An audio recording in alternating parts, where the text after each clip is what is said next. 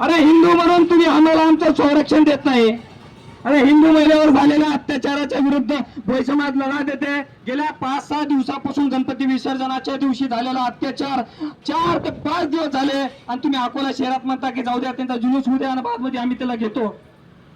जुलूस होईपर्यंत त्या बाकी वाचलेल्या परिवाराला काय फाशीच्या तक्त्यावर पोहोचवायचं का कुठं झाडावर फास घ्यायचा का? तुमची ती इच्छा असेल तर सांगा. आम्ही सगळा महाराष्ट्रातला भोई समाज मिळून एका झाडाला फाशी घेतो. हे अन्याय स्वतःचा कुठं थांबायचं कुठं? मी गृहमंत्री साहेबांना एकच विनंती करतो की आम्हाला त्या व्यक्तीला तुरुंगात टाकू नका, त्या व्यक्तीला पकडून फाशी देऊ नका, त्या व्यक्तीला पकडून त्याच्यावर काय कलमा लावायचे तर लावू नका.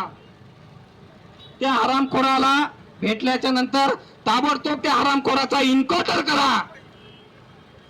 जोपर्यंत इन्काउंटर करणार नाही तोपर्यंत भोई समाजाच्या आणि हिंदू महिलांच्या, हिंदू बांधवांच्या काळजाला थंड पडणार नाही.